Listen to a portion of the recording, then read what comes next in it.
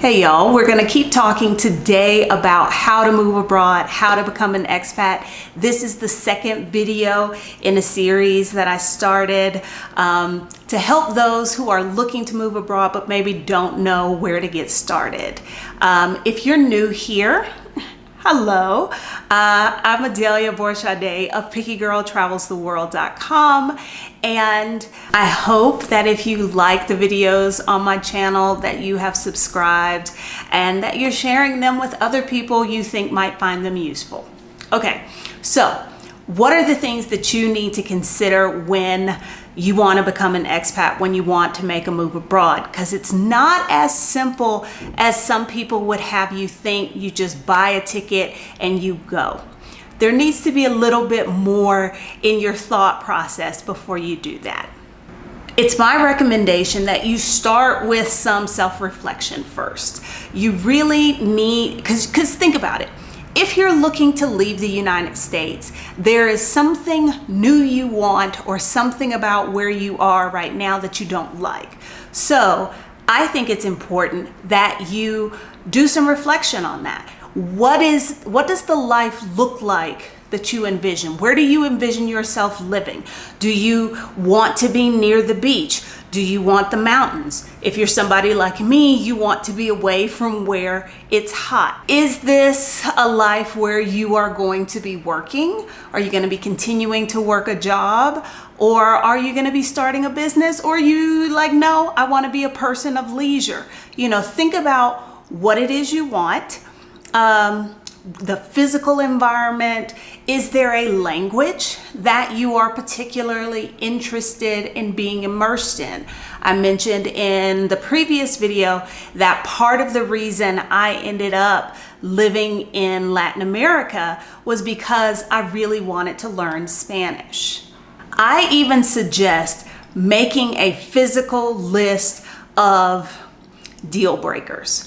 What are the things that you absolutely have to have in the new country that you live in? Also, what are the things that you absolutely don't want to deal with? I'll give you an example.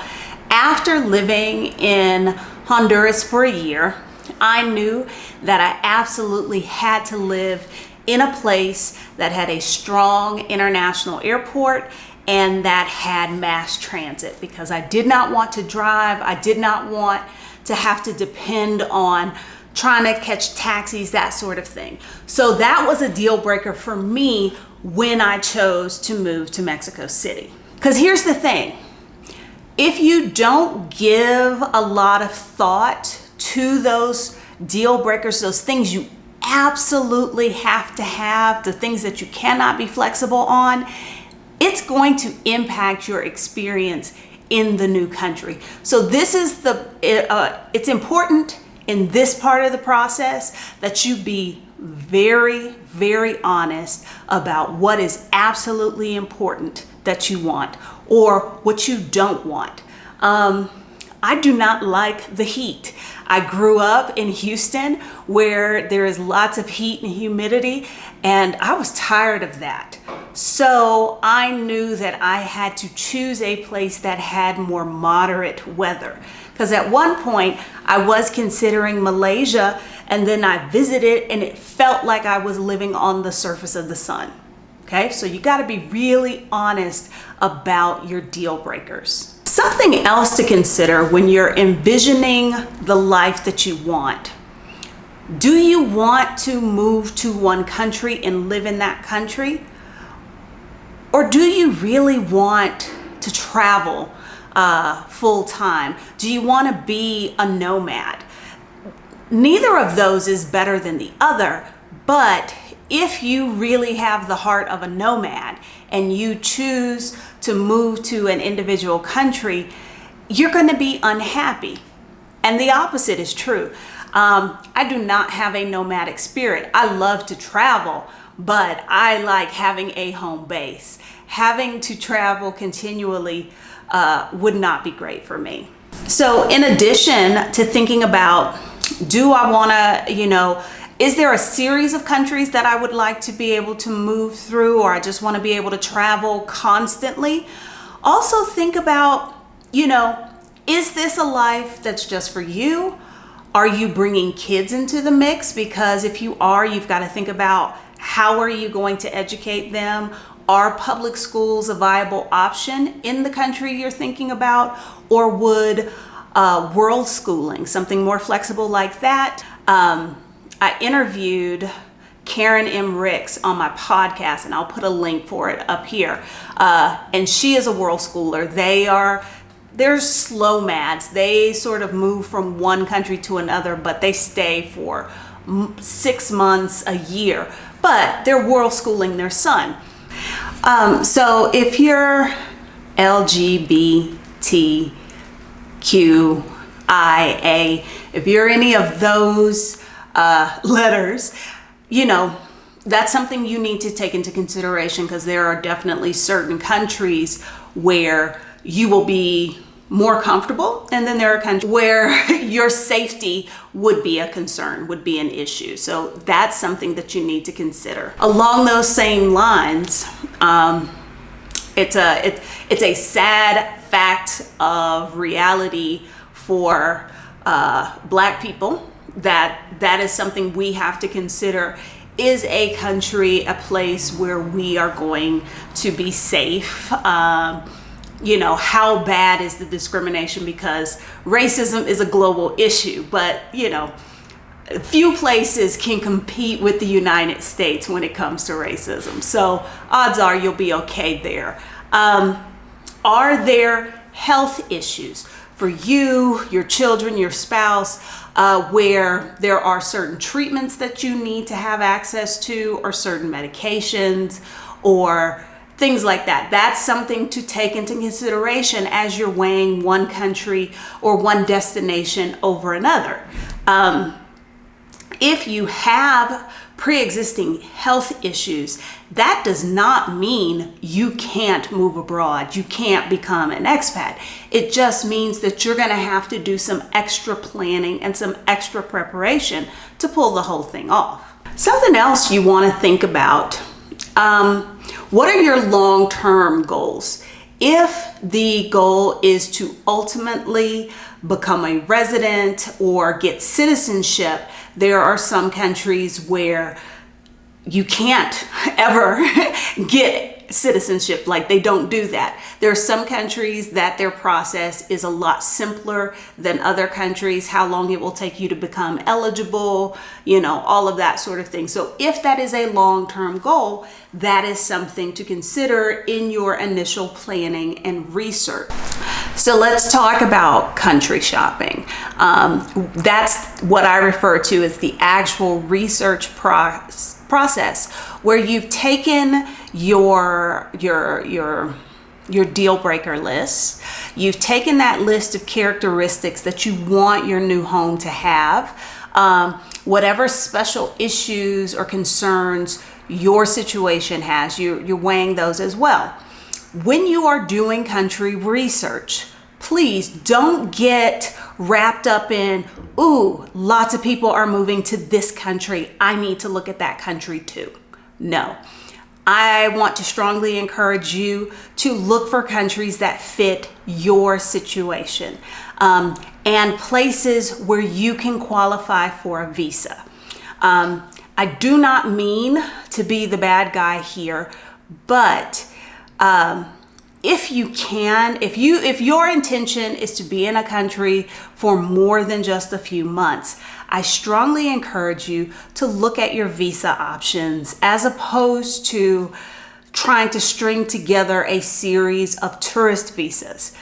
I know there are people who do it. I see it every day online. People who have lived here in Mexico for 10, 15 years, and they never got residency. They are doing it. But when you are in that situation, you are at the mercy of whichever random person you get when you pass through immigration. They may give you the full extent of the tourist visa, or they may not.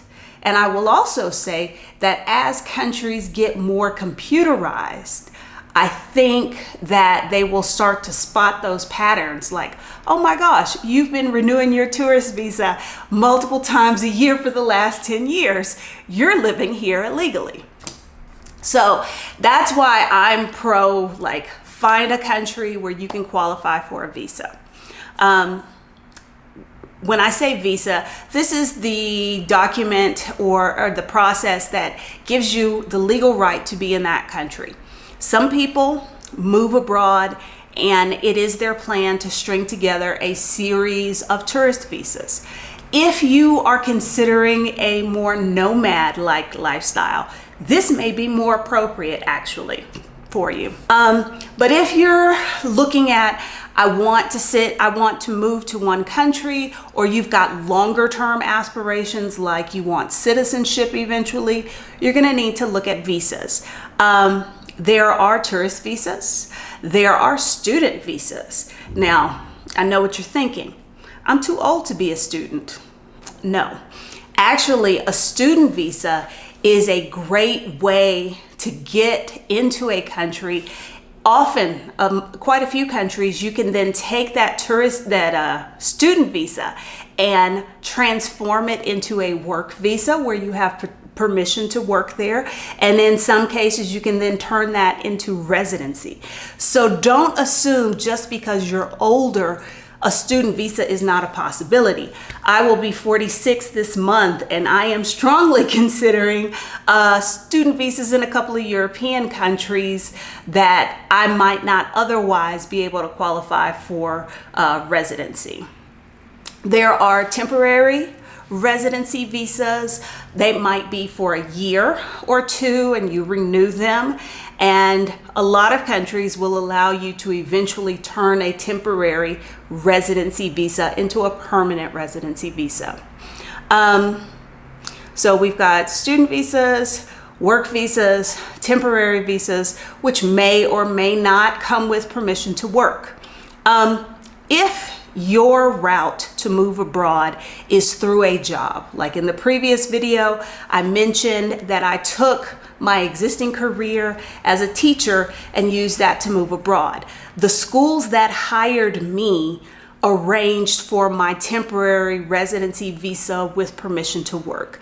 They took care of that. So if maybe this seems a little overwhelming, that may be an option. You want to go relocation through work, and then somebody else handles all of the hoops for your visa. But when I moved to Mexico this last time, I did it on a retirement visa.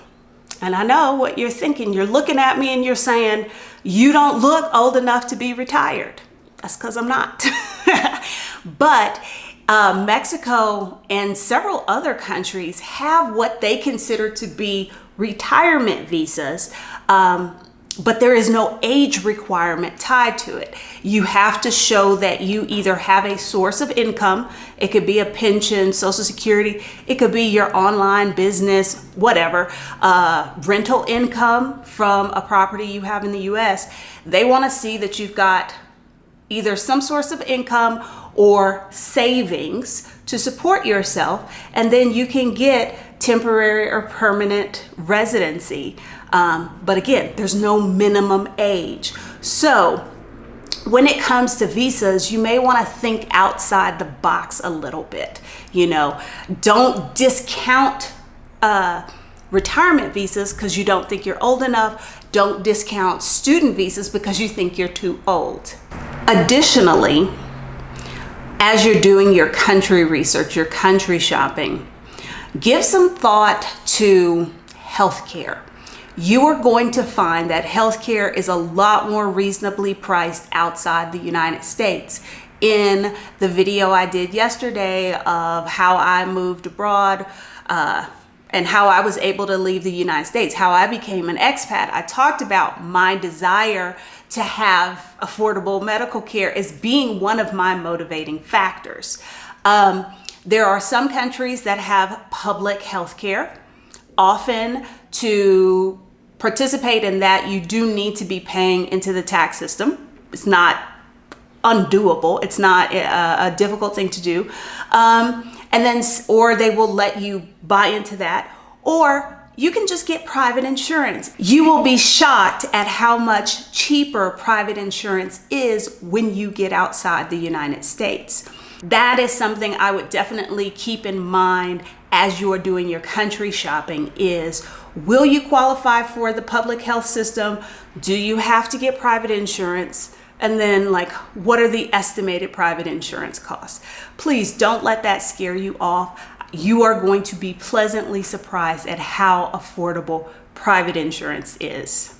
That's the big things you need to consider when you are choosing a country and where you want to move abroad.